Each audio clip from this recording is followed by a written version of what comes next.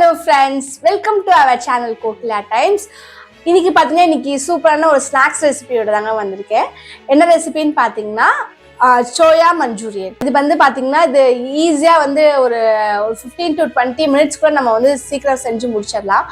ஒரு ஸ்கூல்ல இருந்து பசங்க வராங்க இல்ல வீட்டுக்கு யாராவது கெஸ்ட் வராங்கன்னா திடீர்னு நம்ம செஞ்சு கொடுக்கறதுக்கு வந்து இது ரொம்ப ஹெல்ப்ஃபுல்லா இருக்கும். இது வந்து ஈஸியா செஞ்சிடலாம். நம்ம வெஜிடேரியன்ஸ்க்குலாம் பார்த்தீங்கன்னா இது வந்து ஹைலி ப்ரோட்டீன் இன்டேக்கான ஒரு உணவாக இருக்குங்க. இது வந்து நம்ம வந்து பார்த்தீங்கன்னா அது சாப்பிட்றதுக்கு வந்து பார்த்தீங்கன்னா கொஞ்சம் டேஸ்ட் இல்லாத மாதிரி தான் இருக்கும். பட் ஆனால் வந்து அதில் இருக்க வேல்யூஸ்லாம் பார்த்தீங்கன்னா நமக்கு ரொம்ப ஹெல்த்தியான வேல்யூஸ் தாங்க இருக்குது. இது எப்படி செய்யுதுன்னு பார்க்கலாம் வாங்க. இப்போ வீடியோக்குள்ளே போகலாம். சில டைம்ஸ் இதை நீங்கள் ஃபர்ஸ்ட் டைம் பார்க்குறீங்கன்னா நம்ம சேனல் லைக் பண்ணுங்கள், ஷேர் பண்ணுங்கள், கமெண்ட் பண்ணுங்கள். ப்ளீஸ் மறக்காமல் நம்ம சேனல் சப்ஸ்கிரைப் பண்ணிக்கோங்க. பக்கத்தில் இருக்க பெல் ஐக்கானை கிளிக் பண்ணிக்கோங்க. அப்போ நான் வீடியோ போடுற நோட்டிஃபிகேஷன் நீங்களும் மிஸ் பண்ணாமல் பார்க்கலாம்.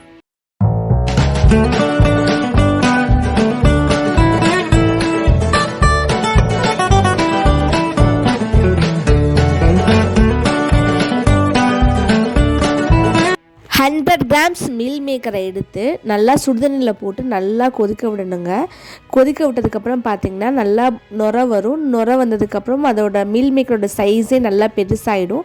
அதுக்கப்புறம் நம்ம ஆஃப் பண்ணிவிட்டு மீல் மேக்கரை நல்லா ஃபில்டர் பண்ணிடணும். தண்ணி இல்லாமல் ஃபில்டர் பண்ணி முடிச்சுட்டு நம்ம அதில் தண்ணி இருக்கிற தண்ணி கொஞ்சம் சூடு ஆறினதுக்கப்புறம் மீல் மேக்கர் நல்லா பிழிஞ்சு எடுத்துக்கணும். ஒரு சொட்டு தண்ணி கூட இல்லாமல் நம்ம இது மாதிரி நல்லா கையில் வச்சும் நல்லா பிழிஞ்சு எடுத்துக்கலாம். பிழிஞ்சு எடுத்ததுக்கப்புறம் பார்த்திங்கன்னா தனியாக ஒரு பிளேட்டில் எடுத்து வச்சுருங்க. சோயாவை வந்து தனியாக சாப்பிடும் போது அதுக்கு அவ்வளோவா டேஸ்ட் இருக்காது. அதுக்கு வந்து சில நம்ம போட போகிற இன்க்ரீடியன்ஸ் எல்லாமே போட்டு செஞ்சால் தான் அதுக்கான டேஸ்ட் வரும். மசாலாஸ்லாம் நம்ம கூட ஆட் பண்ணிக்கலாம். அதுக்கப்புறம் தேவையான இன்க்ரீடியன்ஸ் என்னென்னு பார்த்தீங்கன்னா கடலை மாவு 2 டேபிள் ஸ்பூன், அரிசி மாவு 1 டேபிள் ஸ்பூன், சில்லி பவுடர், நம்ம மீல் மேக்கர், உப்பு, இதெல்லாம் தான் தேவையான இன்க்ரீடியன்ஸ். ஒரு மிக்சிங் பவுலில் எடுத்துகிட்டு நம்ம மீல் மேக்கரை போட்டுக்கலாம். மீல் மேக்கர் போட்டதுக்கப்புறம் பார்த்திங்கன்னா கடலை மாவு, அரிசி மாவு நம்ம எவ்வளோ எடுத்துருக்கோமோ அதுக்கேற்ற மாதிரி நம்ம கடலை மாவும் அரிசி மாவும் அட்ஜஸ்ட் பண்ணி போட்டுக்கலாம். நான் இன்றைக்கி எடுத்துகிட்டு வந்து பெரிய டேபிள் ஸ்பூனில் வந்து பார்த்திங்கன்னா 2 எடுத்திருக்கேன். எல்லாத்தையும் போட்டு நான் வந்து மிக்ஸ் பண்ணிக்கலாம். உப்பு, காரப்பொடி எல்லாத்தையுமே நல்லா வந்து அந்த சோயாவோட நல்லா பிளெண்ட் பண்ணி நல்லா மிக்ஸ் பண்ணிக்கணுங்க. காரப்பொடி பார்த்திங்கன்னா நான் 100 கிராம்ஸ்க்கு வந்து 1 டேபிள் ஸ்பூன் வந்து நான் காரப்பொடி போட்டிருக்கேன். இந்த காரப்பொடி, உப்பு நம்ம எல்லாத்தையும் போட்டு நல்லா பிசைஞ்சுக்கணும். பிசைஞ்சிட்டு நம்ம இதுக்கு வெயிட் பண்ணலாம் வேண்டாம். உடனே நம்ம வந்து எண்ணெயில் போட்டு பொரித்து எடுத்துக்கலாம். நம்ம தண்ணியே ஊற்ற வேண்டாம். இதுக்கு தண்ணி ஊற்றாமே நம்ம அந்த சோயாவில் இருக்க தண்ணியவே வந்து அதுவே அப்சர்வ் பண்ணிக்கும். அப்சர்வ் பண்ணிவிட்டு பார்த்திங்கன்னா இந்த மாதிரி வந்துடும். இதுக்கப்புறம் நம்ம டேரெக்டாக வந்து ஆயிலில் போட்டு நல்லா ஃப்ரை பண்ணி எடுத்துக்கலாம். ஆயில் வந்து கொஞ்சம் நல்லா வந்து ஹீட்டாக இருக்கணும். ஹீட்டாக இருக்கும்போது நம்ம சீக்கிரம் வந்து நம்மளுக்கு வந்து பொரிஞ்சு வந்துடும். இந்த சோயாவில் பார்த்திங்கன்னா ஏகப்பட்ட ப்ரோட்டீன்ஸ் நிறையா இருக்குங்க.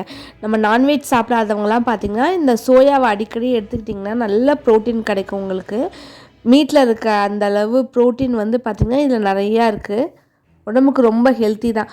ரேட்டும் ரொம்ப கம்மி தான். 100 கிராம்ஸ் வெறும் 15 ருபீஸ் தான்.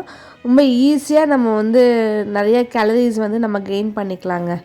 பொரிச்சு எடுத்ததுக்கப்புறம் பார்த்திங்கன்னா நான் ஒரு சில இன்க்ரீடியன்ஸ் வச்சுருக்கேன். சில்லியில் மசாலா பொருட்கள் எல்லாம் நம்ம பொரிச்சு வச்ச சோயாவோடு போட்டு நல்லா வந்து மிக்ஸ் பண்ணணும். அதுக்கு என்னென்ன இன்க்ரீடியன்ஸ்னு பார்த்திங்கன்னா சில்லி பவுடர், இது வந்து ஜீரகப்பொடி, கரம் மசாலா, பூண்டு, உப்பு, அதுக்கப்புறம் வெங்காயம் பெருசாக கொஞ்சம் நறுக்கி வச்சுருக்கேன். அப்புறம் எல்லா கலர்லேயும் வந்து ரெட்டு, எல்லோ, க்ரீன் எல்லாத்தையும் வந்து குடமிளகாவும் கொஞ்சம் கொத்தமல்லி, சோயா சாஸ் இதெல்லாம் தான் வச்சுருக்கேங்க. ஒரு பேனில் வந்து பார்த்திங்கன்னா எண்ணெய் ஊற்றிக்கணும். எண்ணெய் நல்லா சூடானதுக்கப்புறம் பார்த்திங்கன்னா நம்ம சதுரமாக நறுக்கி வச்சுருக்க வெங்காயத்தை அது கூட ஆட் பண்ணணும். வெங்காயம், அதுக்கப்புறம் பார்த்திங்கன்னா பூண்டு, இது ரெண்டையும் மட்டும் ஃபஸ்ட்டு நல்லா ஆட் பண்ணிவிட்டு பூண்டோட பச்சை வாசனை போகிற அளவுக்கு லைட்டாக வதக்கிக்கணுங்க.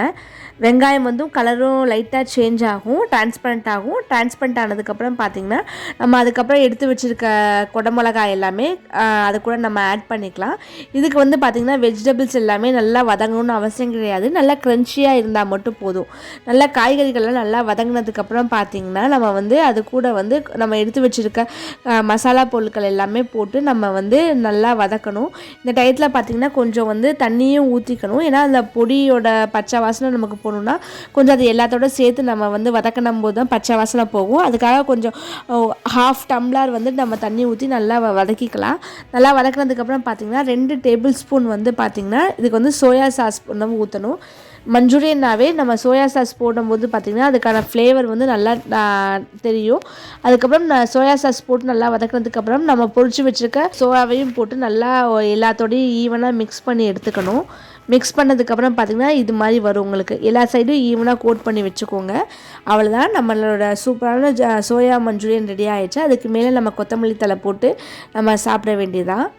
நீங்கள் வீட்டில் ஒரு குயிக்காக ஒரு 15 மினிட்ஸில் இது செஞ்சிடலாங்க. இந்த ரெசிபியை பார்க்கவே பார்த்திங்கன்னா செம்ம கலர்ஃபுல்லாக இருக்குது. டேஸ்ட்டுமே ரொம்ப சூப்பராக இருக்குங்க. ஒரு குட் ஈவினிங் ஸ்நாக்காக நம்ம எடுத்துக்கலாம். இதை இந்த ஸ்நாக்ஸ் ரெசிபி நீங்களும் உங்க வீட்டுல செஞ்சு பாருங்க. செஞ்சு பார்த்துட்டு எப்படி இருக்குன்னு ஃபீட்பேக் கமெண்ட் செக்ஷன்ல சொல்லுங்க.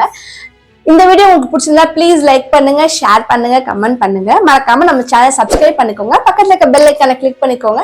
அப்போ நான் வீடியோ போடணும் உங்களுக்கு நோட்டிஃபிகேஷன் வரும். நீங்களும் மிஸ் பண்ணாம பார்க்கலாம். பாய்.